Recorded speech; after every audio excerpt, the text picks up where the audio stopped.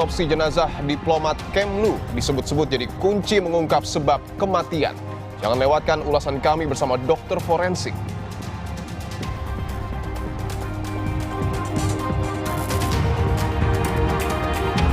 Didampingi Hotman Paris, mantan Mendikbud Nadiem Makarim kembali diperiksa Kejaksaan Agung terkait dugaan korupsi kasus pengadaan laptop senilai 9,9 triliun rupiah.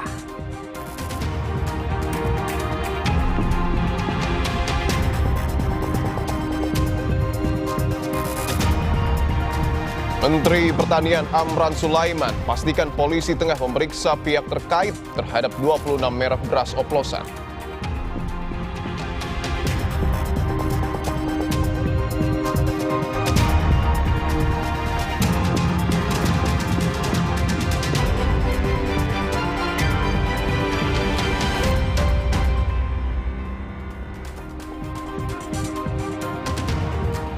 Halo, selamat sore saudara. Anda menyaksikan program berita Kompas Petang hanya di Kompas TV Independen, terpercaya. Bersama saya Dipun Rubagia. Dan juga saya Maido Pelfrina. Informasi pertama di Kompas Petang hari ini saudara, seorang pengendara motor di Bengkulu Tengah Bengkulu menyerang polisi dengan senjata tajam. Di tengah operasi Patuh Nala 2025, aksi pengejaran polisi terhadap pelaku berlangsung dramatis.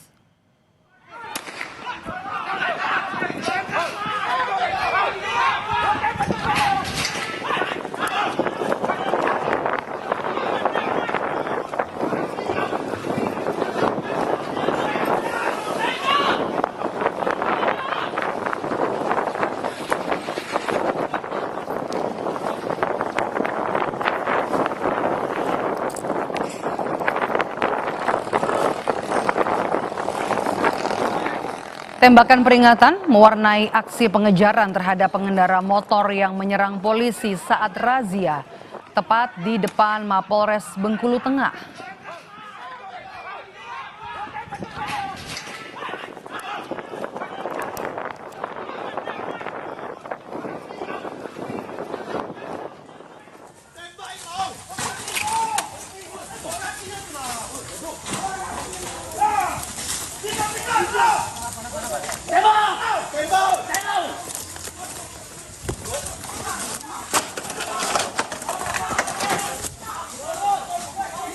Polisi harus mengejar pelaku hingga ke area perkebunan. Pelaku pun akhirnya berhasil ditangkap beserta senjata tajam yang digunakan untuk menyerang polisi.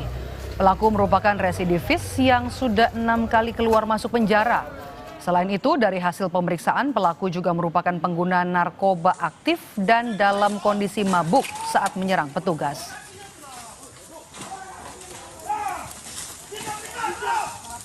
Jadi pada saat melaksanakan operasi Paso, salah satu warga yang diduga pelaku ini langsung diberhentikan, tidak menerima, kemudian mengeluarkan saja menyerang anggota lantas. Diduga pelaku ini kabur ke hutan di belakang rumah orang, dan kabur dikejar sama anggota. Kita amankan dulu orangnya, kemudian kita cari lagi. Sajamnya belum ketemu, kita temukan juga sajamnya itu. Kita ke sorotan lain, saudara. Polda Jawa Barat menangkap 12 anggota sindikat penjualan bayi internasional. 6 bayi diselamatkan di kota berbeda, Pontianak dan Tangerang. 12 tersangka menjalani pemeriksaan oleh penyidik Direktorat Reserse Kriminal Umum Polda Jawa Barat. Mereka memiliki peran berbeda, mulai dari perekrut, perawat bayi, penampung, hingga pengirim bayi ke pembeli. Sindikat penjualan bayi ini telah beroperasi sejak tahun 2023 dan Jawa Barat menjadi salah satu daerah utama penyuplai bayi dalam kegiatan operasi sindikat ini. Singapura menjadi salah satu tujuan sindikat perdagangan bayi ini. Jaringan human trafficking, di mana yang kita amankan ini jumlah tersangkanya cukup banyak, yaitu 12 tersangka. Mereka mempunyai peran-peran yang berbeda-beda. Yang pertama sebagai perekrut awal, ya sebagai perawat ketika masih bayi, maupun juga transaksinya bahkan sampai sebelum lahir, yaitu dalam kandungan, ya. Kemudian ada penampungnya, dan juga ada pembuat surat-suratnya dan juga pengirim. yang rencananya pengiriman ini dikirimkan ke Singapura.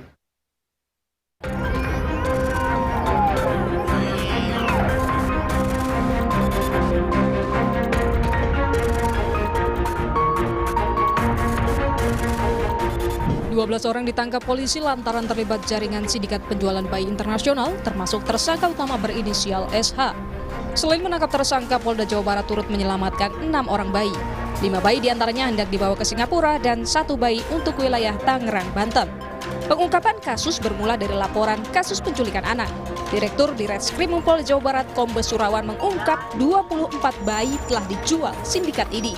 Sindikat ini juga mendapatkan bayi dari orang tua korban yang menjual bayinya.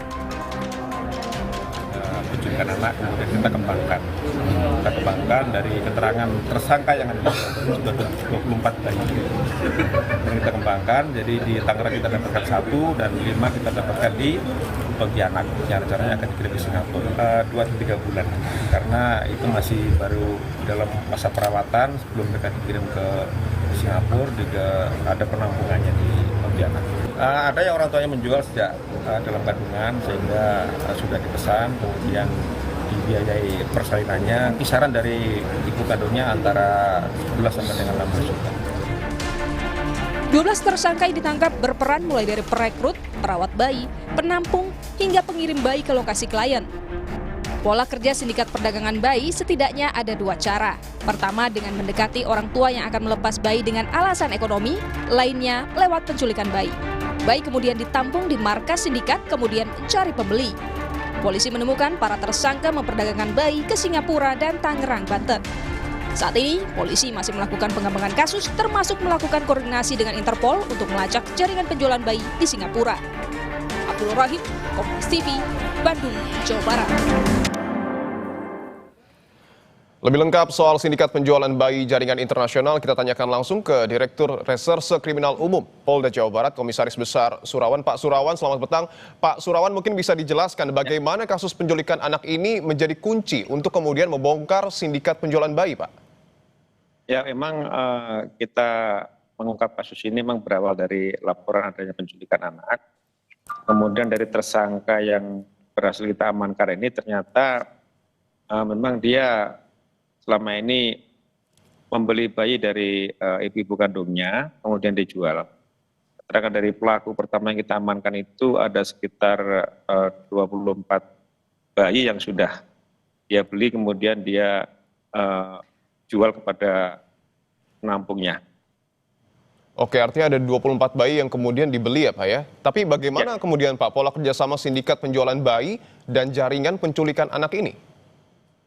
Sebetulnya juga kalau dibilang penculikan bukan jadi orang tua yang melapor, dia juga akan menjual bayinya, namun karena memang belum dibayar oleh pelaku sehingga dia melaporkan penculikan bayi ini. Modusnya dari perekrut ini dia kemudian bayi ini dirawat selama lebih kurang 3 bulan.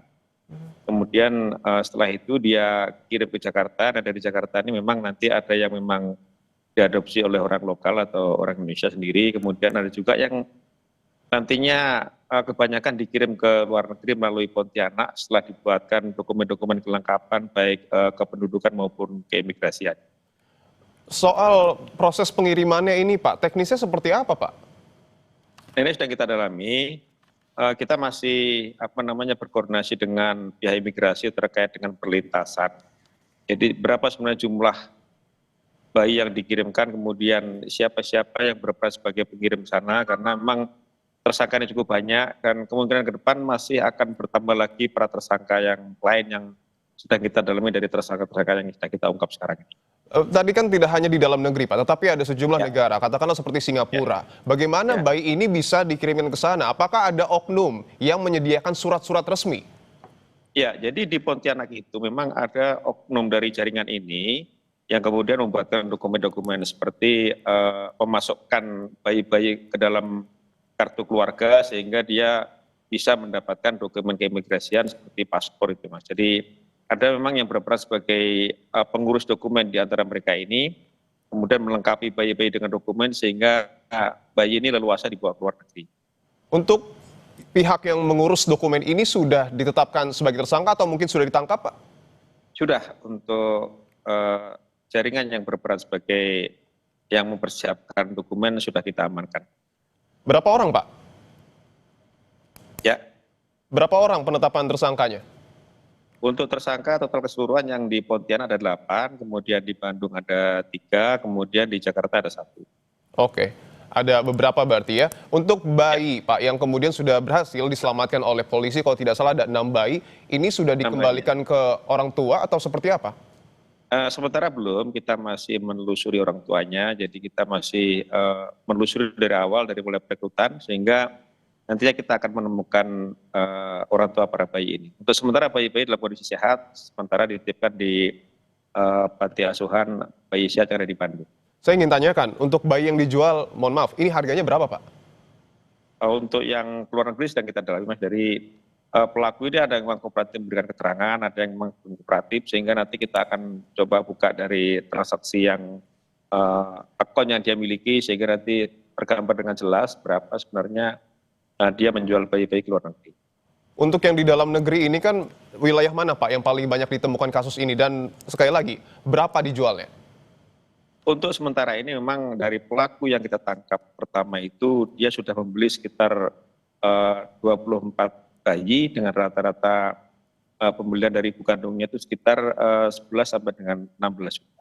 11 sampai 16 juta? Ya.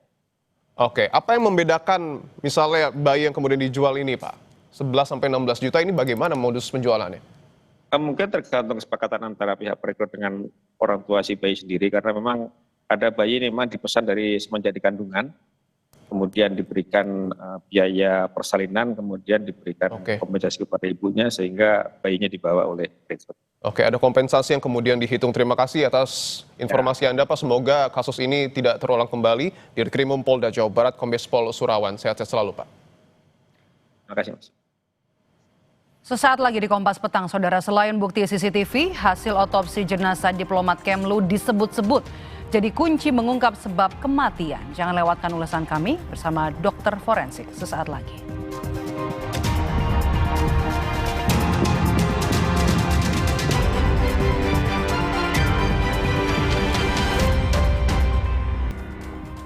Kembali di Kompas Petang bersama saya Maido Pelfrina. Saudara, 1 pekan setelah ditemukan tewas terlakban, polisi belum memberikan keterangan resmi terkait penyebab kematian diplomat Arya Daru Pangayunan.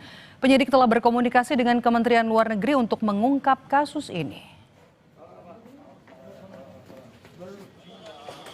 Terkait pendalaman kasus diplomat yang ditemukan tewas di kamar indekos, Kepala Subbidang Penerangan Masyarakat Polda Metro Jaya, AKBP Ronald Truli Simajuntak menyebut pihaknya juga berkomunikasi dengan Kementerian Luar Negeri yang menjadi institusi di mana diplomat bekerja.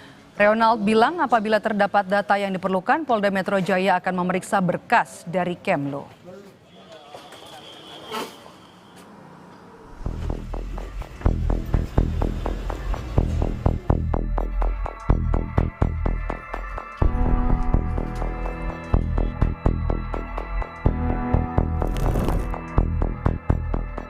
Satu pekan sudah, jenazah diplomat muda Kementerian Luar Negeri Arya Daru Pangayunan ditemukan tewas terlakban di kamar indekosnya di kawasan Menteng, Jakarta Pusat.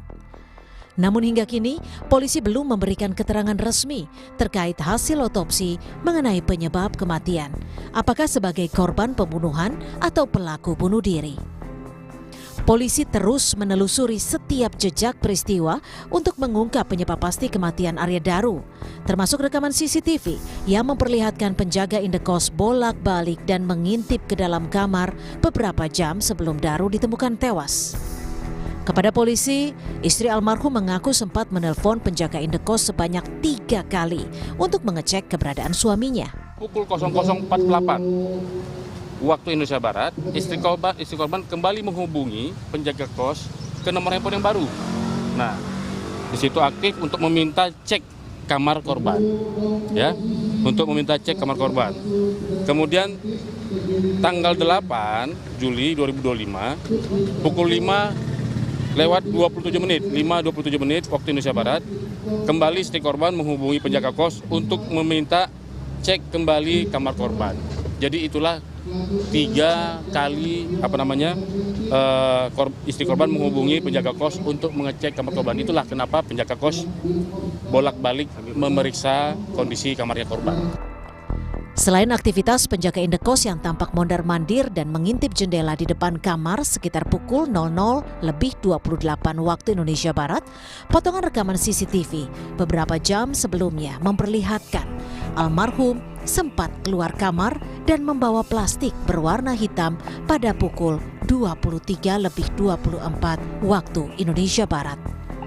Sementara keluarga almarhum menyebut jika Daru terakhir kali berkomunikasi dengan sang istri pada pukul 21.00 waktu Indonesia Barat. Kala itu Daru mengabarkan jika sedang menunggu taksi usai berbelanja di mal. Adik saya itu kontekan berkontak dengan si Daru itu terakhir jam 9-an lah. Dia habis beli baju di Grand Indonesia, lagi ngantri taksi. Nah, lagi ngantri taksi, terus setelah itu di kontak-kontak itu nggak bisa mas, sampai pagi. Kita sama Nani itu nggak teleponan, soalnya video callan, sekedar menanyakan sudah makan atau belum dan lain sebagainya, itu rutin. Staf ahli Kapolri Hermawan Sulistyo menyatakan, jika dilihat dari data sementara, ada kemungkinan Arya Daru Pangayunan meninggal dunia akibat dibunuh. Hermawan bilang hal ini dilihat dari lakban yang menutup wajah almarhum. Data sementara, tidak mungkin ini bunuh diri dan tidak mungkin tanpa orang lain karena kepalanya di lakban. Kalau dia mati duluan, emang bisa dia melakban kepalanya? Kan nggak bisa. Jadi pasti ada orang lain yang melakukan itu. Pertanyaan berikutnya adalah lakban itu dilakukan setelah dia mati atau sewaktu masih hidup sehingga membuat kematian. Diplomat Kemlu Arya Daru ditemukan tewas Selasa pagi 8 Juli 2025 sekitar pukul 8 waktu Indonesia Barat. Jasadnya ditemukan dalam keadaan terlakban dan tubuh dibalut selimut. Almarhum Daru ditemukan di kamar indekos Gondang Dia, Menteng, Jakarta Pusat. Arya Daru yang rencananya akan kembali ditugaskan ke Finlandia pada akhir Juli, kini telah dimakamkan di Bantul pada Rabu pekan lalu. Tim Liputan, Kompas TV.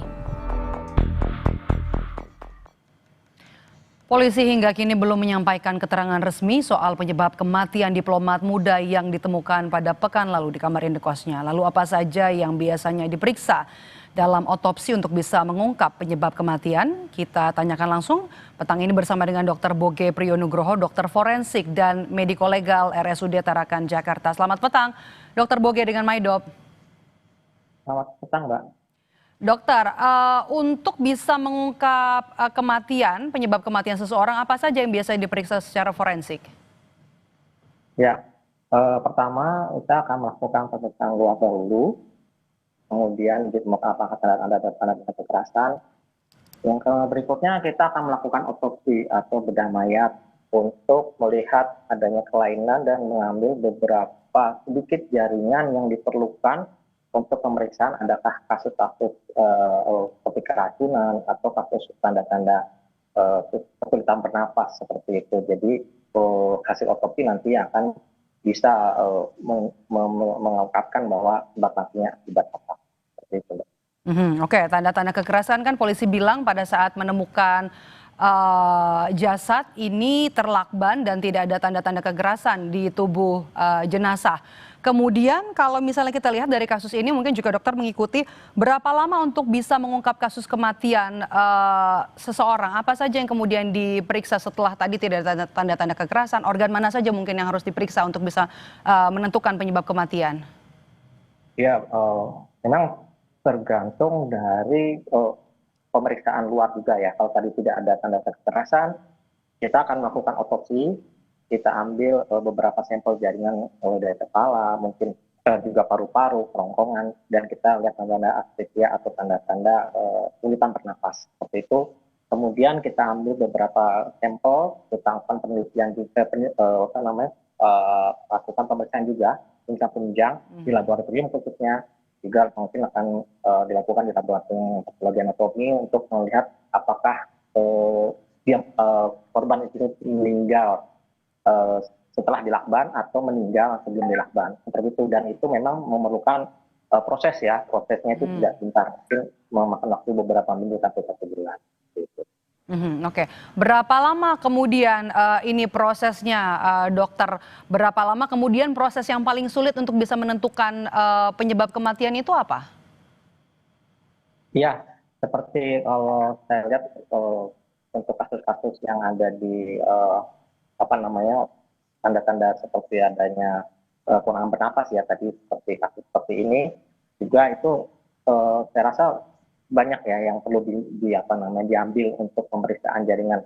Selain juga adanya sampel darah, juga adanya sampel urin yang masih tersisa, atau jaringan-jaringan tadi yang seperti saya sebutkan paru-paru, jantung, dan di daerah kerongkongan juga itu melihat tanda-tanda itu tadi seperti ada kekerasan atau tanda-tanda meninggal sebelum dilakukan lakban atau meninggal setelah dilakukan kekerasan seperti ada yang lakban tadi ya. Itu lumayan cukup lama ya prosesnya, karena memang perlu keakuratan, perlu ketelitian dalam menentukan hasilnya.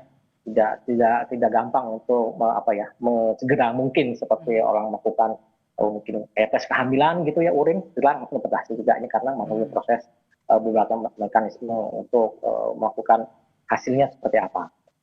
Perlu keakuratan, perlu ketelitian, ada banyak sampel dari organ yang harus diperiksa. Tadi dokter bilang ada sampel urin terakhir juga mungkin, kemudian juga dari bagian kepala. Tapi dari pemeriksaan sampel-sampel ini, mana yang kemudian paling menentukan organ tubuh mana yang kemudian sampelnya paling bisa dilihat untuk menentukan apakah memang jenazah ini korban pembunuhan atau pelaku bunuh diri? Kalau yang terutama kita lihat memang dari saluran pernapasan ya, mungkin dari kerongkongan, paru-parunya sampel kita lihat. Kemudian tadi seperti darah atau urin kita tentukan juga apakah memang ada indikasi telah dilakukan ada yang mungkin keracunan dahulu ya, atau diracunkan dahulu seperti itu. Jadi tidak bisa spesifik untuk ini karena pembunuhan atau tanda-tanda kesulitan bernapas karena ini. Jadi kita juga melihat semua komponen yang ada di dalam tubuh si korban, kita semua periksa dari ujung rambut sampai ujung kaki ya, untuk menentukan semua sebab matinya yang mendukung ke arah sebab mati. Jadi kita nanti ngambil kesimpulan bahwa sebab matinya karena apa. Oke, kalau misalnya tadi seperti yang sudah dokter sampaikan, ini perlu langkah kehati-hatian, kemudian juga harus benar-benar diperiksa dari ujung rambut sampai ujung kaki, begitu juga termasuk organ-organ. Yang paling menentukan apa? Apakah kemungkinan dalam otopsi ini ada kemungkinan ketidaklengkapan atau kebutuhan sehingga kemudian membutuhkan ekshumasi, dok? Saya rasa dari tim forensik pada saat jenazah datang itu sudah diambil untuk keseluruhan yang diperlukan untuk mengungkap kasus seperti ini, terutama dalam menemukan sebab mati.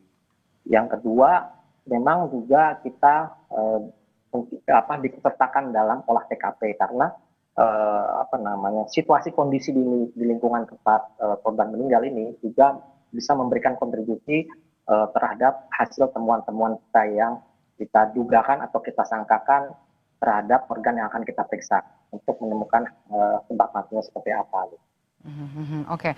Kembali lagi ke sampel. Dari secara forensik ini, apakah bisa diketahui meninggalnya jasad ini meninggalnya sudah berapa lama, dan kemudian untuk bisa membuktikan fakta penyebab kematian ini, sampel-sampel yang diambil untuk sampel penyebabnya karena pembunuhan, apakah sampelnya sama juga dengan apakah memang ini meninggal karena bunuh diri? Sama sampelnya, dokter? Iya, kalau untuk waktu kematian itu insya Allah kita bisa menegakkan dengan beberapa kriteria yang pernah saya katakan juga.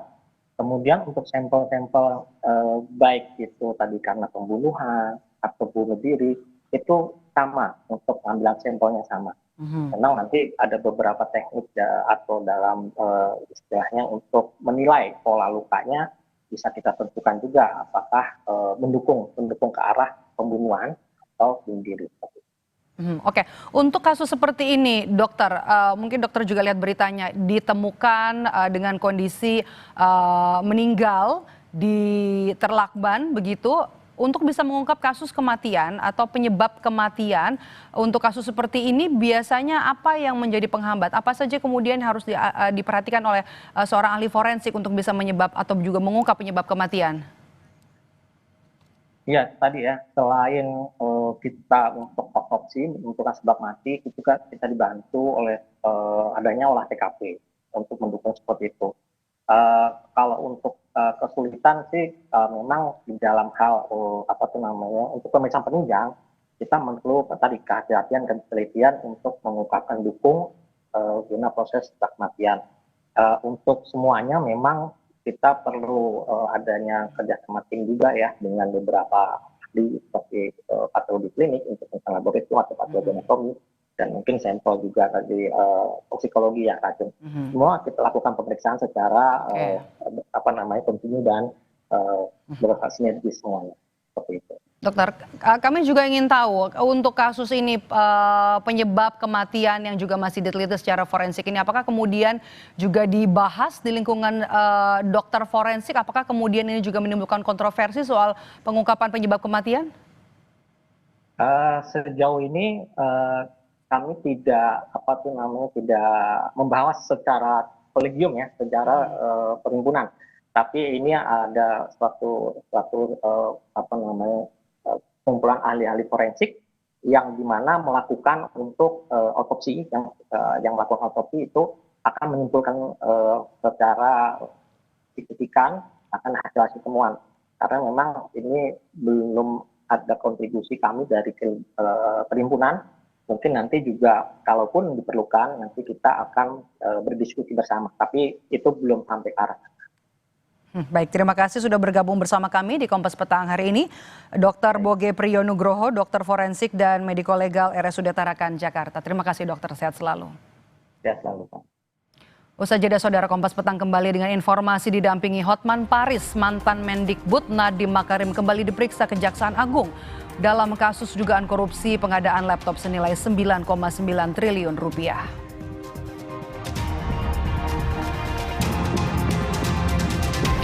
Ahli digital forensik sekaligus terlapor kasus dugaan pencemaran nama baik Jokowi, Rismon Sianipar, melaporkan Presiden ke-7 Joko Widodo ke Polda DIY atas dugaan menyebarkan berita bohong.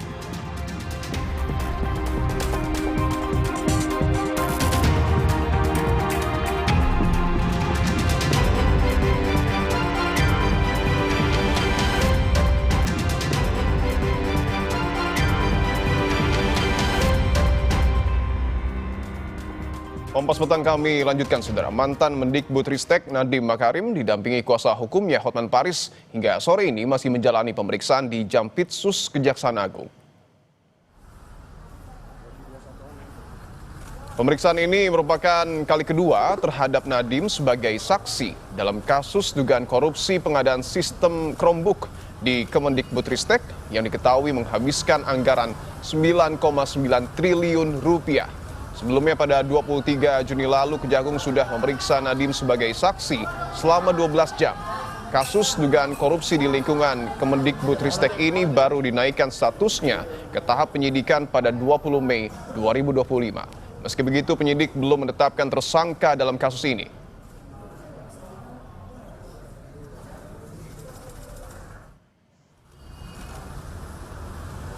Mengenai pemeriksaan Nadiem untuk kedua kalinya, Kapus Penkum Kejaksaan Agung mengatakan penyidik akan fokus menggali informasi pengadaan Chromebook, mulai dari perencanaan hingga pengawasannya.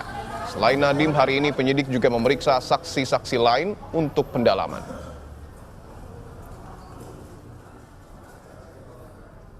Selain pendalaman terhadap berbagai informasi, juga barangkali konfirmasi ya. Nah, antara lain terkait dengan bagaimana fungsi-fungsi pengawasan ya yang dilakukan dalam konteks bagaimana pengadaan Chromebook ini ya. baik dari sisi perencanaannya, pelaksanaan hingga kondisi saat ini, dan termasuk barangkali secara substansi penyidik yang memahami ya, karena ini baru berlangsung beberapa waktu. Saya kira rekan-rekan media juga harus bersabar ya. Ada pihak-pihak yang lain juga yang turut dipanggil dan diperiksa sebagai saksi pada hari ini. Tapi siapa-siapanya tentu nanti akan kita konfirmasi dulu kepada penyidik ya. Terkait dengan update pemeriksaan, kita bergabung dengan jurnalis Kompas TV Asri Gunawan dan juru kamera Bimo Wicaksana dari Kejaksaan Agung. Asri, selamat petang. Asri, apa yang kemudian menjadi materi pemeriksaan kali ini? Yang menjadi materi pemeriksaan kali ini oleh penyidik Jampitsus Kejaksaan Agung adalah soal bagaimana perencanaan, pelaksanaan hingga pengawasan terkait dengan proyek pengadaan Chromebook yang dilakukan oleh Kementerian Kebudayaan, Pendidikan, Riset dan Teknologi, yang mana saat itu menteri yang menjabat adalah Nadiem Makarim, yang saat ini juga tengah diperiksa oleh penyidik di gedung Jampitsus Kejagung sejak pukul 9 pagi. Kemudian Dipo dan saudara, penyidik ini mengatakan bahwa ditemukan adanya indikasi pemufakatan jahat yang dilakukan dengan mengarahkan tim teknis untuk menyusun kemudian rekomendasi ataupun juga kajian pengadaan perangkat teknologi informasi komunikasi berupa laptop berbasis Chrome Operating System, yang mana dinilai oleh Kejaksaan Agung bahwa apa yang menjadi keputusan atau keputusan pengadaan proyek Chromebook ini seolah-olah dibuat karena kebutuhan untuk pendidikan. Namun padahal kalau melihat dari apa yang sudah dilakukan oleh Kemendikbudristek pada saat itu, sebelumnya telah melakukan uji coba, ini tentu tidak relevan begitu. Hasilnya berbanding terbalik. Berdasarkan informasi bahwa pada tahun 2019 Pustekom Kemendikbudristek ini telah melakukan uji coba terhadap 1.000 laptop begitu menggunakan operating system atau sistem operasi Chromebook, yang mana dari uji coba tersebut tim teknis ini merekomendasikan untuk menggunakan sistem operasi Windows bukan Chrome. Namun setelah evaluasi, justru kebijakan yang diambil dan keputusan yang ditetapkan adalah menggunakan Chrome Operating System. Nah, hal inilah dinilai sebagai pemufakatan jahat yang menjadi pokok perkara ataupun juga indikasi adanya dugaan korupsi dalam pengadaan proyek Chromebook oleh Kemendikbudristek yang saat itu dijabat oleh Nadiem Makarim. Selain itu, penyidik Kejaksaan Agung tidak hanya memeriksa mantan Menteri Pendidikan, Kebudayaan, Riset dan Teknologi Nadiem Makarim saja, tapi juga ada staf sus Nadiem yang telah diperiksa. Memang belum dikonfirmasi Dipo dan saudara siapa saja nama-namanya, tapi kalau berdasarkan pemeriksaan sebelum-sebelumnya sudah ada 3 staf sus Nadiem Makarim yang diperiksa. Di antaranya Fiona Handayani, Juristan, dan juga Ibrahim yang selain menjadi staf sus ini merangkap sebagai tim teknis. Dan selain melakukan pemeriksaan, penyidik Kejagung juga telah menyita barang bukti berupa dokumen dan juga hard disk yang disita dari kediaman pribadi maupun juga di kantor yang berkaitan ini bertugas begitu. Dan sampai saat ini pemeriksaan masih berlangsung, belum ada pernyataan lebih lanjut dari Kejaksaan Agung. Namun memang kalau penyidik ini merasa dari hasil pemeriksaan hari ini sudah memenuhi unsur-unsur dan sudah dirasa cukup, tentu saja tidak menutup kemungkinan hari ini akan diumumkan siapa tersangka dalam kasus dugaan korupsi pengadaan Chromebook oleh Kemendikbudristek di tahun 2019 sampai 2023, di mana saat mantan menteri atau saat Nadiem Makarim ini menjabat sebagai Mendikbudristek. Demikian, Dipo. Jurnalis Kompas TV Asri Gunawan dan juru kamera Bimo Wicaksana, terima kasih atas laporan Anda. Selamat bertugas kembali. Informasi lain, saudara ahli digital forensik sekaligus terlapor kasus dugaan pencemaran nama baik Jokowi, Rismond Sianipar, melaporkan Presiden ke-7 Joko Widodo ke Polda DIY atas dugaan menyebarkan berita bohong. Jokowi dilaporkan karena dianggap menyebarkan berita bohong soal dosen pembimbingnya saat kuliah di Fakultas Kehutanan UGM. Rismond menjelaskan pada tahun 2017 saat berada di Fakultas Kehutanan UGM, Jokowi menyebut Kasmujo sebagai dosen pembimbing skripsinya. Sementara pada Mei 2025, Kasmujo menyebut dirinya bukan dosen pembimbing skripsi, melainkan dosen pembimbing akademik. Ya, panggil Pak Jokowi, periksa, minta keterangannya, panggil Pak Kasmujo, minta keterangannya, panggil UGM, sehingga terbukti apakah nanti Pak Jokowi tahun 2017 menyebarkan berita bohong atau tidak. Dan itu terjadi, ingat, pada saat beliau 2017 masih sebagai seorang presiden. Polemik tudingan ijazah palsu Jokowi terus menjadi bola panas. Usai berbagai tudingan, kini Roy Suryo CS menuding ijazah Jokowi dibuat di Pasar Pramuka. Jurnalis Kompas TV, Dipo Nurbahagia menelusuri kios di Pasar Pramuka tempat diduga ijazah palsu Jokowi dicetak. Polemik ijazah palsu Presiden Joko Widodo terus bergulir, termasuk tuduhan mengejutkan yang dilontarkan oleh politisi senior PDIP Bambang Betor Suryadi yang menduga ijazah Jokowi dicetak ulang di kawasan Pasar Pramuka, Jakarta Timur pada tahun 2012. Salah satu penuding ijazah palsu Jokowi, Roy Suryo pun mengklaim mengetahui di mana lokasi yang diduga mencetak ijazah palsu Jokowi. Bersama jurnalis Kompas TV Dipo Nurbahagia, Roy Suryo menunjukkan di mana lokasi tersebut. Oke, Bapak begini Bung Roy Suryo, tudingan ijazah palsu Jokowi dibuat di Pasar Pramuka ini memang sudah menjadi perbincangan publik. Ya. Tapi yang harus dibuktikan adalah lokasinya. Oke. Anda berani menunjukkan lokasinya? Ya, kalau lokasi bekasnya Pasar Pojok Pramuka yang terbakar ada. Oke. Dan kira-kira bekas kiosnya pun ada. Bisa kita lihat di sana? Bisa kita lihat di sana. Boleh, Bung Roy? Mari. Bisa nggak kameranya, lensanya masuk gitu? Bisa. Ya. Coba. Ini ya? Ya. Jadi dulu ada sekitar 200-an lebih kios di sini. 200 kios lebih? Oh. Dan orang nggak usah nutupin lah. Orang nggak usah nggak tahu. Ya, dulu ini terkenal banget. Oh. Bahwa yang namanya Pasar Pramuka Pojok itu sangat terkenal. Tuduhan ini pun sontak dibantah oleh Wakil Ketua Umum Jokowi Mania Andi Azwan. Terlebih, Betor Suryadi tidak termasuk dalam tim kampanye saat itu. Namun Andi tidak memungkiri bahwa mantan Wamendes, Paiman Raharjo, pernah memiliki kios di Pasar Pramuka. Nama Paiman Raharjo disebut-sebut Roy Suryo CS yang memiliki kios di Pasar Pramuka, tempat diduga ijazah palsu Jokowi dicetak. Ijazahnya katanya dibuat dari sini. Dia sendiri tidak masuk bagian dari namanya tim kampanye pada saat itu. Menyebutkan nama sekretariat aja dia udah salah. Itu udah pertanyaan besar buat kita. Ada apa seorang Betornya tiba-tiba muncul? Yang jelas ini berbeda dengan Roy Suryo, Turismo dan sebagainya. Apakah dia ingin menjadi pahlawan? Padahal itu semuanya omong kosong. Malah saya mempertanyakan beliau ini secara psikologisnya, ya. Dia mengatakan itu mengatakan fitnah dan sebagainya. Ada apa untuk itu? Saya rasa mungkin terganggu secara psikologisnya untuk itu. Mantan penjaga kios Paiman Raharjo pun menunjukkan lokasi kios milik Paiman di Pasar Pramuka, tempat diduga ijazah palsu Jokowi dicetak. Pak Paiman dulu yang mana, Pak? Mana dia? Jauh dari sini. Yang jauh dari sini? Jauh, ini penduduk ini. Oh, ini penduduk. Tempat yang tadi, yang pertama tadi, sebenarnya. Oh, di pojok sana. Bukan yang bangunan sisa-sisa ini. Tidak ada kayak. Bukan yang ini nih. Coba saya lihat dari sela-sela sini ya. Bukan yang warna pink itu? Bukan. Oh, tumpukan kayu, tumpukan kayu itu ada. Oh, tumpukan kayu ya. Oh, tumpukan kayu itu ya. Sekitar itu. Saat ini, kasus ijazah Jokowi sudah naik ke tingkat penyidikan. Polisi menemukan unsur pidana dalam laporan Jokowi soal tudingan ijazah palsu adalah fitnah dan pencemaran nama baik. Tim Liputan, Kompas TV. Kian menguatnya polemik ijazah Jokowi hingga terus bergulirnya isu pemakzulan Wapres Gibran membuat Jokowi meyakini kedua isu tersebut adalah upaya untuk merusak reputasi politik keluarganya.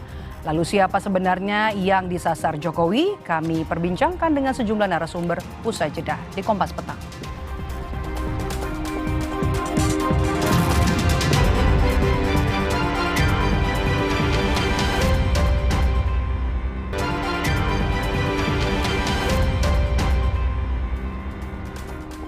Politikus PDI Perjuangan Arya Bima menanggapi pernyataan Jokowi soal kecurigaannya di balik polemik ijazah palsu sampai pemakzulan Wapres Gibran Raka Buming Raka adalah agenda besar politik.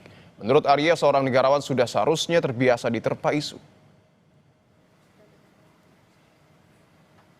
Arya menyoroti sikap Jokowi yang kerap menyampaikan hal yang bersifat personal kepada publik. Menurutnya, polemik yang ditujukan dan dialami oleh Jokowi merupakan hal biasa di dunia politik.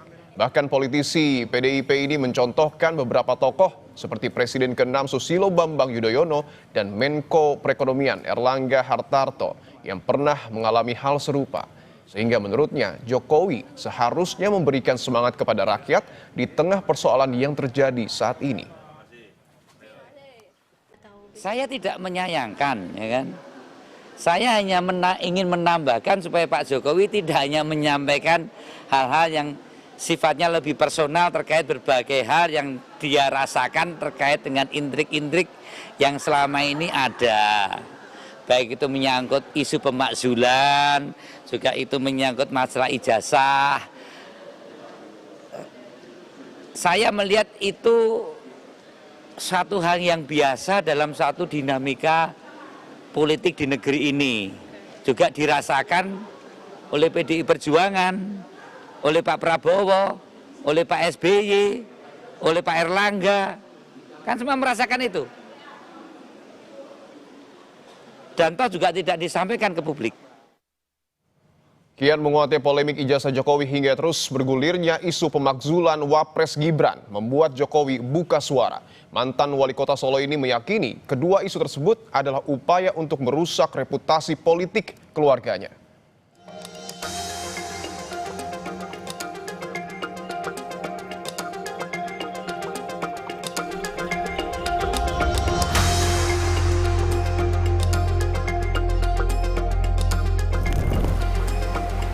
Ada agenda besar politik. Kalimat ini menjadi komentar pembuka Jokowi menanggapi kasus ijazahnya yang semakin mendekati proses penetapan tersangka di Polda Metro Jaya. Tak hanya itu, menguatnya desakan untuk memakzulkan putra sulungnya dari jabatan Wapres membuat Jokowi menduga hal tersebut adalah motif untuk menurunkan reputasi politik keluarganya. Memang kelihatannya ada agenda besar politik di balik isu-isu ini, ijazah palsu, isu pemakzulan. Ini perasaan politik saya mengatakan ada agenda besar politik untuk menurunkan reputasi politik, untuk mendowngrade. Termasuk isu yang untuk pemakzulan Mas Gibran termasuk itu. Nah, ya. Jadi ijazah palsu, pemakzulan Mas Wapres, saya kira ada agenda besar politik. Sikap Jokowi yang secara terbuka menyebut ada agenda besar politik di balik serangan soal ijazah dan pemakzulan Gibran dinilai tak lepas dari ekses pemilu 2024 yang menyisakan residu politik dari mereka yang ada di seberang kekuasaannya selama 10 tahun. Hal ini membuat Jokowi melakukan pendekatan politik dengan istana untuk memastikan posisi Gibran tetap aman sebagai Wapres. Menegaskan bahwa ekses Pilpres 2024 belum sepenuhnya selesai maupun residu-residu politik dari kepemimpinan beliau selama 2 periode dari 2014 sampai 2024 yang meninggalkan luka bagi sebagian kalangan yang berada di seberang kekuasaannya. Cara politik yang dilakukan oleh Pak Jokowi beserta keluarga Solo adalah menjaga relasi dan keintiman dengan istana Presiden Prabowo agar tetap harmonis dan punya arahan yang lebih strategis. Dan itu direspon dengan cukup positif oleh istana dengan memberikan penugasan secara spesifik kepada Mas Wapres Gibran untuk menyelesaikan beragam macam problematika persoalan di tanah Papua. Di tengah ramainya isu pemakzulan Gibran hingga keraguan sejumlah pihak dengan ijazah Jokowi, Presiden Prabowo mengeluarkan mandat penugasan Wapres Gibran ke Papua untuk mengurusi percepatan pembangunan di sana. Gibran pun menyatakan siap ditempatkan dimanapun. Tim Liputan, Kompas TV. Lalu siapa sebenarnya yang disasar Jokowi atas pernyataannya jika agenda besar politik betul-betul ada untuk merusak reputasi politik keluarganya? Kita bahas bersama dengan Ketua Umum Rampai Nusantara, Mardiansyah Semar, dan juga ada Direktur Eksekutif Lingkar Madani, Ray Rangkuti. Bung Ray dan Bung Mardi, selamat petang. Selamat petang. Sore, Bung. Baik, saya ingin ke Bung Ray dulu. Bung Ray, ketika Pak Jokowi mengatakan bahwa ada agenda politik besar terkait dengan polemik ijazah palsu termasuk juga pemaksulan Gibran. Saya minta analisa Anda, apakah betul pernyataan tersebut atau memang ternyata polemik ini hanya upaya untuk kemudian membongkar kasus hukum? Iya, dua-duanya bisa. Karena dua-duanya juga bertalian kan. Kalau misalnya kita memasukkannya dari kasus hukum, ya dengan sendirinya implikasinya kepada popularitas, tingkat kesukaan dan juga tingkat penghormatan orang terhadap Pak Jokowi selama ini. Sebab kalau misalnya dapat dibuktikan bahwa ijazah itu tidak asli, itu kan dengan sendirinya akan mendowngrade ya apa yang selama ini sudah dicapai oleh Pak Jokowi gitu. Jadi dua hal ini nggak terpisah antara proses hukum yang sedang berlanjut dengan terjadinya siklus antara popularitas, ya tingkat kepercayaan, ya kemudian penghormatan terhadap keluarga Pak Jokowi gitu. Oke, saya ingin ke Bung Mardi. Bung Mardi, kalau memang betul ada agenda politik besar di tengah polemik ijazah dan juga pemakzulan Wapres Gibran, menurut Anda, siapa lawan politik Pak Jokowi yang kira-kira merancang ini? Ya, kalau bicara soal lawan politik tentu saya setuju ya, residu politik dalam kontestasi Pilpres 2024 yang lalu tentu masih tersisa cukup banyak ya.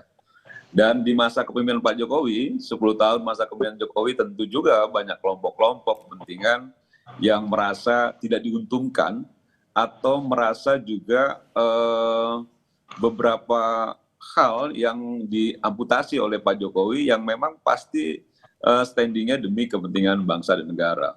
Misalnya ada ormas yang dibubarkan dan lain sebagainya, mungkin juga itu juga menjadi bagian yang cukup dapat diduga kuat bahwa bagian-bagian yang punya irisan dengan orkestrasi yang sekarang ini dibangun. Karena sekarang ini kan nggak selesai-selesai ya urusan Pak Jokowi ini. Semua urusan yang ada kaitan dengan Pak Jokowi selalu ditarik-tarik bahwa memang ini persoalan yang penting untuk dipersoalkan, sehingga itu patut diduga ada keinginan untuk mendowngrade reputasi dan lain sebagainya Pak Jokowi dan keluarga. Tapi memang dalam Pilpres 2024 kemarin menjadi kunci ketika ternyata Pak Jokowi juga menjadi kunci kemenangan Pak Prabowo dan Mas Gibran. Oke, Bung Ray, menurut Anda yang paling memungkinkan, yang merancang jika betul ada skenario ini dari dalam koalisi atau dari luar? Ya kalau tadi kan disebutkan orang-orang yang merasa kalah dalam Pilpres itu. Yang kalah itu kan ada dua kan.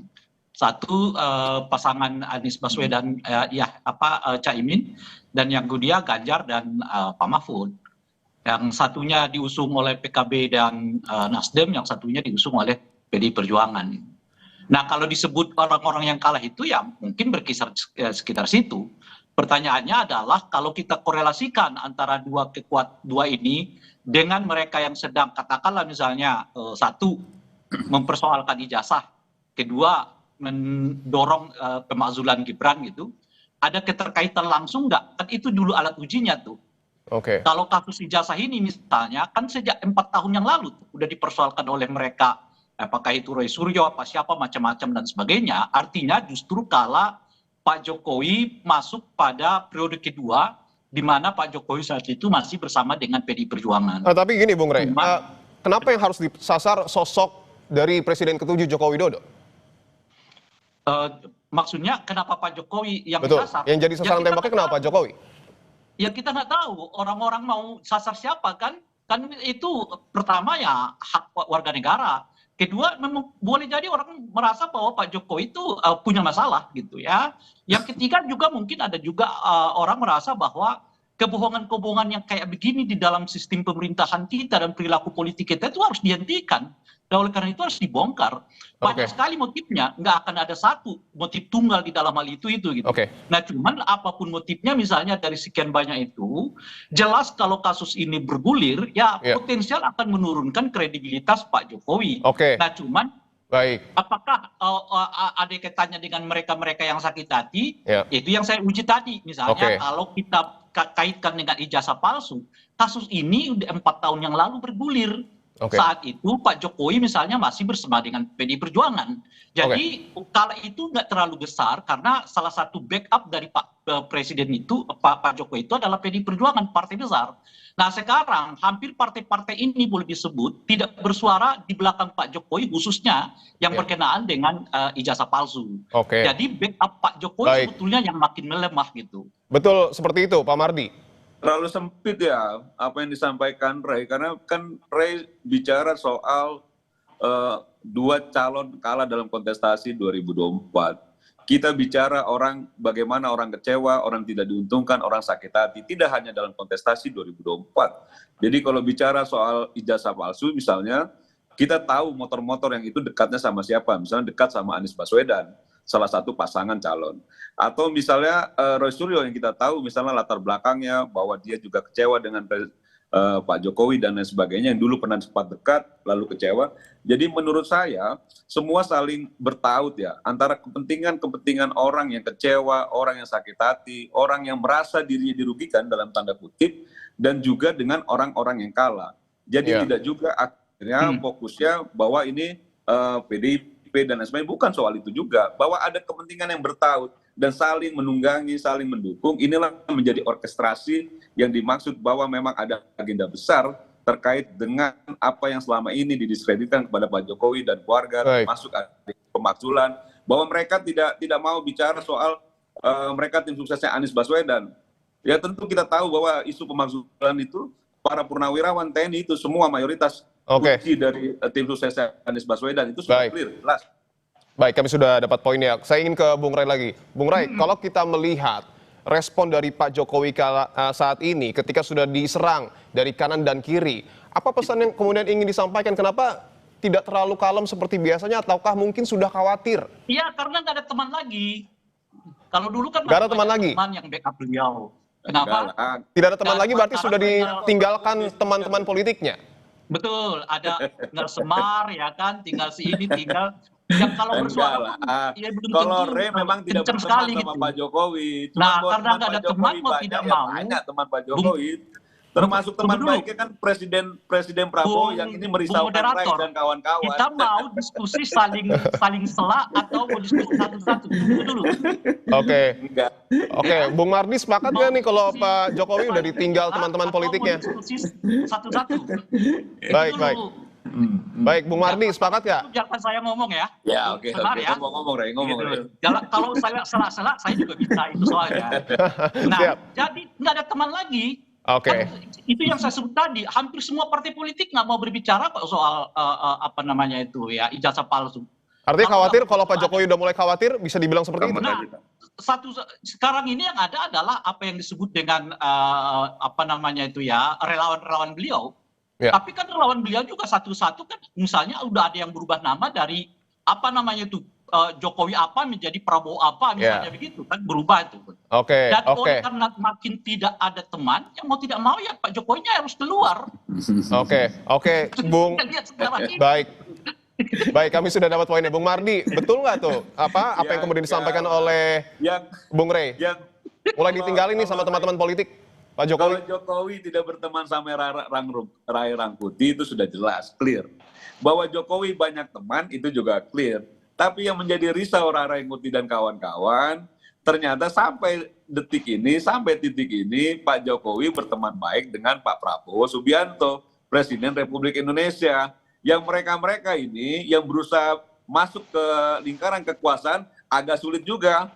Atau misalnya juga tim sukses dulu, yang di eranya Pak Prabowo 2019 misalnya, yang sudah lari dari Pak Prabowo, ini kembali susah juga kembali kan gitu loh. Karena Pak Prabowo-nya masih berteman baik, masih sangat menghargai Pak Jokowi sebagai bagian dari kawan baiknya Pak Prabowo yang memang sejak 2019 bergabung di kabinetnya Pak Jokowi. Jadi kalau dibilang tidak ada teman, mungkin karena Ray itu tidak berteman dengan Pak Jokowi, bukan karena Pak Jokowi tidak ada teman. Masih banyak sekali. Bahkan masyarakat juga masih banyak yang mencintai Pak Jokowi, itu kan faktanya. Jadi yang dimaksud Pak Jokowi kemarin itu hanya menyasar lawan-lawan politiknya di mungkin Pilpres kemarin. Siapa maksudnya itu? Ya, kan dalam setiap ketokohan politik tentu ada lawan. setiap positioning politik tentu juga ada yang berseberangan. Jadi ketika ada serangan-serangan terhadap seseorang secara pribadi maupun secara keluarga yang terus-menerus didengungkan, tentu muatan politiknya kental. Jadi ketika Anda berani sebut partai politiknya? Bukan saja partai politik, saya rasa kan begitu ya, bukan saja soal partai politik. Bahwa memang ada kontestasi yang baru lalu, ada residu-residu, itu sudah jelas. Bahwa ada sisa-sisa sudah jelas. Bahwa ada barisan sakit hati, barisan kecewa ketika Pak Jokowi memimpin bangsa ini 10 tahun, itu juga sudah jelas. Mereka pikir 2024 Pak Jokowi selesai. Ternyata Pak Jokowi semakin mesra dengan Pak Prabowo, bahkan anaknya jadi wakil presiden, dan itu ancaman kan? Buat orang-orang yang merasa sakit hati gitu. Baik, saya ingin ke Bung Rai. Bung Rai, artinya yang meninggalkan Pak Jokowi ini siapa partai politiknya, siapa tokoh politiknya? Kan saya udah ulang, ini yang ketiga nih. Oke, tekankan lagi, Bung Rai. Ada nggak partai politik yang berbicara soal ijazah Pak Jokowi? Ya. Nggak ada. Kan kalau dahulu saya mengatakan backup Pak Jokowi itu masih ada, namanya PDI Perjuangan. Jadi sekalipun 4 tahun yang lalu kasus ijazah palsu misalnya udah dipersoalkan orang, tapi karena ada backup yang cukup dari PDI Perjuangan, relatif isu ini dapat lebih ditekan. Kalau sekarang nggak ada partai. Termasuk partai politik di dalam pemerintahan? Jangankan soal ijazah palsu, soal apa namanya itu pemakzulan ya, Gibran aja, baru Golkar yang menyatakan menolak. Yang lainnya itu sampai sekarang kan belum menyatakan sikap. Di luar itu ada Nasdem. Tapi kan belum kelihatan secara tegas pernyataan penolakan itu gitu. Nah itulah yang saya sebut tadi, semua orang berteman, tapi belum tentu mau bantu gitu loh. Oke, baik. Ini yang menurut saya salah ya. Baik, kami sudah dapat poinnya. Terima kasih untuk jawabannya Bung Ray Rangkuti, Direktur Eksekutif Lingkar Madani, dan juga Bung Mardiansyah Semar, Ketua Umum Rampai Nusantara. Itu soal bahwa belum ada. Baik, terima kasih. Karena bukan Golkar Baik, sehat-sehat selalu Bapak-bapak. Sampai berjumpa kembali. Saudara Menteri Pertanian Andi Amran Sulaiman menyebut praktik beras oplosan yang diduga melibatkan 212 merek sebabkan kerugian hingga 99 triliun rupiah per tahun.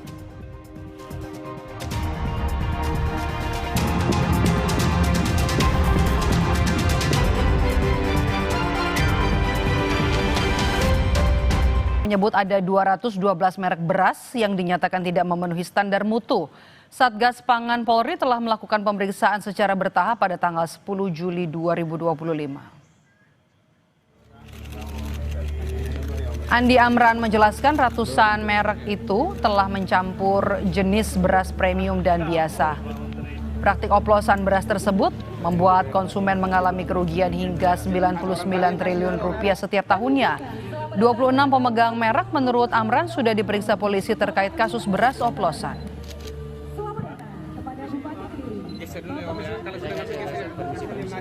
Sekarang ada Satgas Pangan, kami sama-sama sekarang, Brigjen Joko, beliau sudah periksa, ada 26 merek, sudah diperiksa tanggal 10 secara maraton. Dan kami yakin ini akan ditindak tegas. Kenapa? Merugikan konsumen kita 99 triliun, hampir 100 triliun setiap tahun.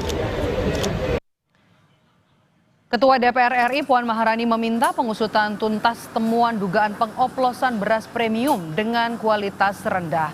Puan mewanti-wanti jangan sampai masyarakat dirugikan. DPR, kata Puan, juga akan terus melakukan pengawasan terkait kabar maraknya beras oplosan. Puan menyebut masalah beras oplosan sudah menyangkut hak dasar masyarakat atas pangan yang layak, terjangkau, dan jujur secara informasi. Kata Puan, aparat penegak hukum harus melakukan penindakan secara menyeluruh terhadap pelaku teknis, jaringan distribusi, hingga korporasi yang terbukti melakukan pengoplosan beras. Kalau kemudian ada pihak-pihak yang melakukan hal tersebut harus langsung ditindaklanjuti, diproses secara hukum, jangan sampai kemudian merugikan rakyat. Dan DPR tentu saja akan melakukan pengawasan melalui komisi-komisi yang ada di DPR untuk ikut menindaklanjuti terkait dengan hal itu. Menteri Pertanian menyebut 212 merek diduga melakukan pengoplosan beras premium, kerugian yang dialami konsumen bahkan mencapai 99 triliun rupiah. Bagaimana mengungkap kasus ini sampai ke akarnya? Kita bahas petang ini bersama dengan pendiri Selyos, Bima Yudhistira. Selamat petang, Mas Bima. Ya, selamat sore. Terima kasih. Kalau dari penelusuran Selyos, sejak kapan kasus ini muncul? Selyos melihatnya kebocoran pengawasannya di mana?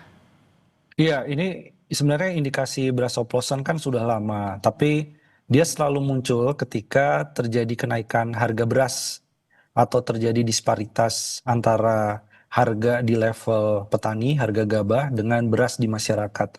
Itu selalu akan terjadi yang namanya fenomena beras oplosan. Tahun 2021 pernah terjadi, 2015 juga pernah terjadi. Jadi artinya memang ada saja nih oknum-oknum yang memanfaatkan situasi. Kenapa?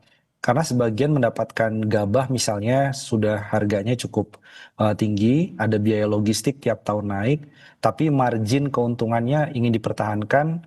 Selain itu, dia ingin mematuhi si produsen atau pengoplos beras ini ingin mematuhi harga eceran tertinggi yang dikenakan pemerintah. Nah, jadi siklusnya seperti itu. Nah, sekarang ini mulai lagi muncul lagi karena ada kenaikan harga beras yang cukup anomali. Surplus berasnya meningkat, tapi harga di level konsumen di beberapa tempat itu naik ya. Inflasi berasnya juga cukup tinggi. Nah, di titik mana bocornya? Salah satu bocornya itu bisa ditelusuri mulai dari penggilingan beras yang levelnya kemudian kecil, kemudian dikirim ke perusahaan-perusahaan yang melakukan packing atau repacking dari beras ini. Nah, disitulah titik rawan kebocorannya, karena dia akan mencampurkan. Begitu sampai ke level retail, sebenarnya yang banyak disalahkan adalah pedagang eceran. Padahal apa? Padahal retail modern maupun pedagang eceran dia hanya meneruskan saja. Karena begitu berasnya dibuka, tidak semua konsumen ataupun pedagang skala kecil eceran itu tahu bedanya mana beras yang oplosan, mana beras yang betul-betul kualitasnya bagus. Ini masalahnya. Jadi edukasi di masyarakat gimana caranya kita bisa bedakan beras oplosan. Nah, oleh karena itu selama ini tuh yang hilang atau yang belum dioptimalkan adalah bagaimana cek di banyak daerah cara cepat melakukan laboratorium checking untuk beras oplosan secara cepat melalui sampel yang dilakukan setiap hari. Nah, itu yang sekarang belum ada. Baru ada laporan, dilakukan penindakan seperti sekarang. Oke, artinya Selyos ini membaca ya sebenarnya polanya dari tahun 2015 kenaikan harga, kemudian ada anomali begitu ya ketika surplus beras, tapi harga beras ini naik di pasaran. Nah, kalau begitu apa yang kemudian harus dilakukan oleh pemerintah supaya kemudian tidak melunturkan kepercayaan konsumen untuk membeli beras premium, Mas Bima? Iya, saya kira ini kan banyak kerugian diderita oleh kelas menengah ke bawah. Dan yang perlu dilakukan adalah satu, efek jera. Jadi apapun hasil dari penyidikan kalau terbukti bersalah, cabut izin usahanya, bekukan izin usahanya, dan juga harus membayar sanksi bahkan sampai sanksi pidana bagi pemilik usaha ataupun yang terlibat dalam skandal beras oplosan. Itu harus dilakukan dan diumumkan aja kepada publik, ini adalah tersangka-tersangka dari beras oplosan. Kan kedepannya si tersangka tadi akan sulit mengembangkan bisnisnya, sulit mendapatkan pencairan kreditnya misalnya karena resiko tinggi atau pernah terkait dengan beras oplosan. Yang kedua sebenarnya yang harus diperbaiki adalah traceability atau penelusuran. Dari mulai petani, gabah basah, gabah kering, sampai ke level penggilingan, itu coba dicek. Dari mana sebenarnya beras oplosan itu berasal? Apakah kita missingnya atau kemudian pengawasan kurang ada di level penggilingan, di level pedesaan, atau memang perusahaan-perusahaan penggilingan skala besar? Nah, disinilah perlu ada titik-titik penelusuran. Kalau perlu memang usulnya ada QR. Jadi semacam QR code yang dipasang di semua label beras yang dijual secara retail, terutama beras-beras yang premium itu. Sehingga begitu konsumen membeli, kemudian dia bisa menelusuri, ini betul nggak dari desa ini asal dari berasnya, dikelola oleh petani yang ada di desa itu. Atau sebenarnya ini sudah campuran. Sehingga dari penelusuran tadi, kalau informasinya ternyata beras tadi tidak ditemukan di desa tadi, berarti kuat kemungkinan beras oplosan. Dan bukan hanya konsumen wajib mendapatkan pengembalian ya, tapi juga ada tindak lanjut yang cepat. Begitu konsumen di pasar ataupun di retail menemukan adanya beras oplosan, dia harus tahu nih kontak senternya kemana ketika menemukan beras oplosan dan diganti beras premium yang sesuai. Sembari pelakunya dijerat oleh sanksi yang cukup berat. Itu yang selama ini mekanismenya harus dilakukan seperti itu. Baik, terima kasih sudah bergabung bersama kami pendiri Selios, Bima Yudhistira. Sehat selalu Mas Bima. Terima kasih. Usai jeda saudara, Kompas Petang kembali dengan informasi Timnas U23 Indonesia akan melawan Brunei Darussalam di grup A Piala AFF U23 2025 atau ASEAN U23 Championship di Gelora Bung Karno Senayan, Jakarta malam ini. Garuda Muda yakin permainan yang baik bisa membawa kemenangan dalam pertandingan nanti malam.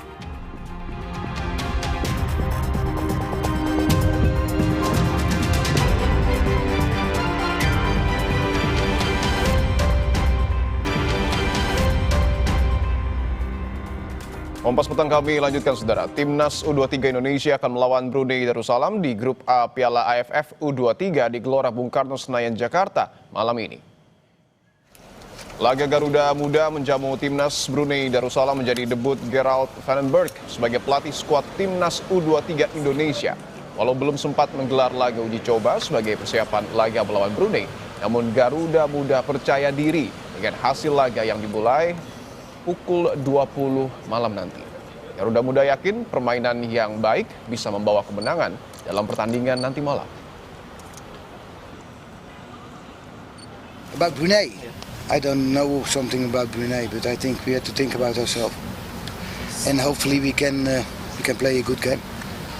No, I think that it's quite normal that I will play with the best players, and I don't care if they play in the first team or before or not.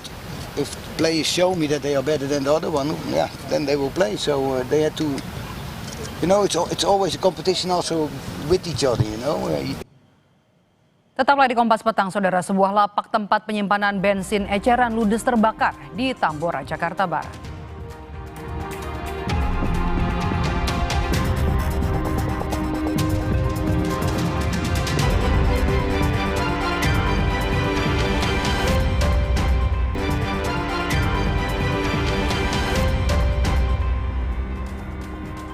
Lapak tempat penyimpanan bensin eceran ludes terbakar di Tambora, Jakarta Barat. Proses pemadaman menyebabkan Jalan Pangeran Tubagus Angke menuju kawasan kota ditutup.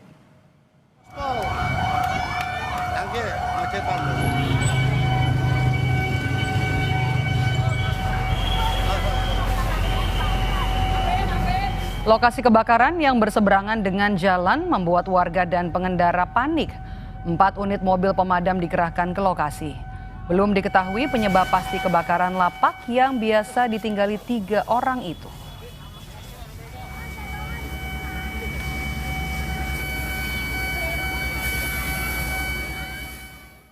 Informasi tadi sekaligus mengakhiri jumpa kita di Kompas Petang pada hari ini. Akhir kata saya Dipundro Bahagia. Dan saya Maidop Elfrina. Berterima kasih. Sampai jumpa.